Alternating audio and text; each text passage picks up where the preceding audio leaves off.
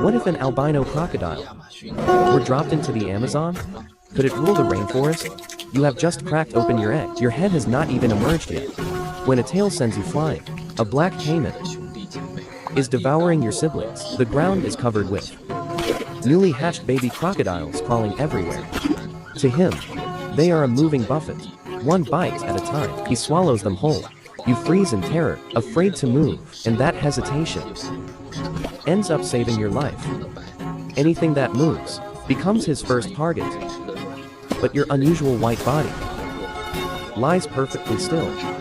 Oddly enough, you look less like prey than anything else.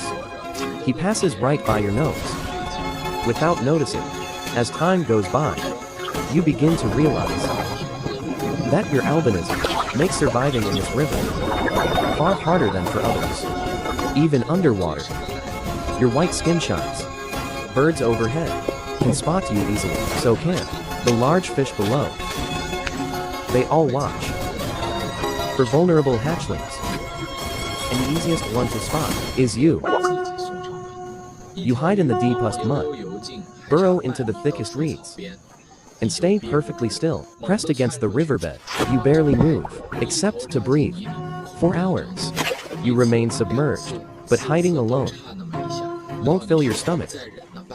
Following instinct, you wait among the weeds for prey to come close. A fish drifts nearer, still half a meter away, but you lose patience and lunge too soon. Water explodes, and you plunge into the mud with an empty mouth. Again and again, you miss by just a fraction, until one day, you learn to wait that extra moment. This time, the fish approaches, and you do not move. You watch it inch closer and closer. When it reaches the weeds, your neck snaps forward with a sideways strike. You catch it. The fish is small, but it is your first meal, earned entirely on your own. The rainy season ends. You are still alive, not because you are stronger, but because you know how to endure, and that endurance is your greatest weapon. Now you are twice the size you were at hatching. You are bolder too. You've grown tired of that muddy little pond. The water is shallow, and food is scarce. You decide to explore nearby. Soon you find a promising spot, rich with fish and thick vegetation, but it is occupied by a nearly adult caiman. In the past, you would have avoided him. This time, you don't. You swim straight toward him. He strikes first, twisting sideways and clamping onto your foreleg. His teeth sink deep into flesh. You try to pull free, but neither of you lets go. The two of you roll through the water, mud and blood mixing. Then you twist around and bite into his flank, the softest part of his armor. You wrench your body and begin a death roll. Water erupts everywhere. Neither of you can see. Silent black spots move along the shore. It is a jaguar. It crouches in the grass by the water, waiting for hours at a time. Its eyes track every creature that lowers its head to drink, and it has noticed you too. Your white body stands out. Even in muddy water, it can be seen from far away, like all crocodilians. You have a valve at the back of your throat that allows you to keep only your nostrils above the surface to breathe. Even when biting prey underwater, water cannot flood your lungs. Suddenly, the water explodes. A golden blur crashes down and lands on your back. Its jaws clamp onto your neck. The teeth strike bone with a sharp crack, but fail to pierce through. Still, it refuses to let go. Its claws dig into the mud. As it pulls backward, you are dragged from the water. All four legs push desperately, carving deep furrows in the bank. Yet you continue sliding ashore. Then you seize your chance. In one instant, you throw your entire weight toward the water. The momentum of 200 kilograms sends both of you tumbling downhill. The river swallows you whole. The moment you hit the water, everything changes. You seize one of its hind legs and immediately begin to roll. Faster and faster, you drag it downward. Its paws flail wildly as it struggles toward the surface, but it cannot overcome your pull into the depths. You pin it against the muddy bottom. The light above grows smaller and smaller. Eventually, it stops moving. Its body slowly drifts upward. The fiercest hunter on land has drowned in a place it never belonged. You did not start this fight. It came looking for you. After that battle, nothing from the shore dares attack you again. You finally understand where your true strength lies. Never on land, as long as you can drag an enemy underwater. The outcome is yours to decide. When the rains return and the rivers rise, you have grown to 4 meters and 600 kilograms. You are now an apex predator. Yet there is one creature you have never dared challenge. A tapir. Over 400 kilograms. It is the largest herbivore in this forest. Its neck is thick. Its jaws powerful. But the real challenge is not on land. It is in the water. You have seen it dive, disappearing beneath the surface for long stretches, only briefly surfacing to take a breath. If it reaches deep water, you may not catch it, so you choose another strategy. An ambush.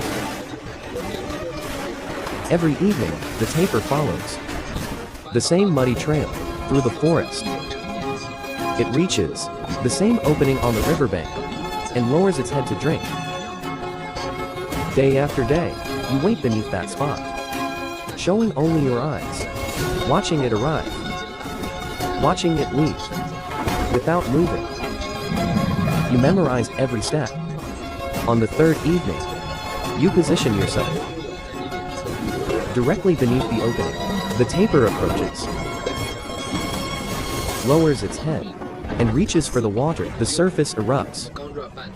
You explode upward, clamping onto its neck. You drag it away from the shore and into deep water. 5 minutes later, the forest's largest herbivore lies motionless.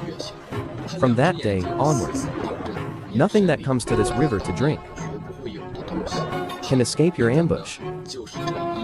This is the moment you have waited for. A crocodile's teeth are not made for slicing flesh. With a bite force exceeding 80,000 newtons, you can crush almost any prey with ease. Its bones crack like brittle shells in your jaws. You look down at it. It struggles twice, then falls completely still. Several years later, you have become a giant. 8 meters long, weighing nearly 3 tons. It is October, and the dry season lingers. The river shrinks, day after day. Eventually, only a narrow channel remains. If the water drops further, you could be trapped here. Your white skin means you can never truly leave the water, so you follow the river downstream, searching for a larger channel that never dries up. The water grows wider, deeper, and cooler. At last, a vast river appears before you. You settle there. The waters are deep, and food along the banks is plentiful. 2 years pass. You reach 10 meters in length, the largest size of your life. You become the king of this stretch of river. You continue exploring, moving deeper into unknown waters. One day, you enter a pool you've never seen before. The moment you arrive, something feels wrong. It is too quiet. A place like this should be full of large fish, sunbathing caimans, and noisy birds overhead. Instead, the water is smooth as glass. Not a single creature is in sight. That silence is unsettling. Your snout skims the surface, sensing a slow, heavy pulse coming from the depths, like the breathing of some enormous creature. You look toward it. In the dark water, something resembling A massive fallen log lies motionless. The pulse is coming from it. Then suddenly, it moves, slowly sliding free from the riverbed. Segment after segment, it keeps emerging, as if it has no end. Only when its entire body pulls free do you finally realize what it is. A 13-meter Titanova. Apparently it was released here long ago, and somehow survived. This pool is its domain, and now it has noticed you. It accelerates towards you. You strike first, lunging for its neck, but it twists aside. In an instant, it coils around your body, one loop after another, tightening. Your four legs hit wildly, but cannot gain leverage. You try to roll, but the coils are too tight. You cannot move. The pressure grows stronger and stronger. Its scales stand on end with effort. Yet against your armor, the crushing force leaves only marks. It can hold you, but it cannot crush you. So you stop struggling, calmly. You begin twisting your head within its coils. Little by little, inch by inch, you bring your jaws closer. Then you bite.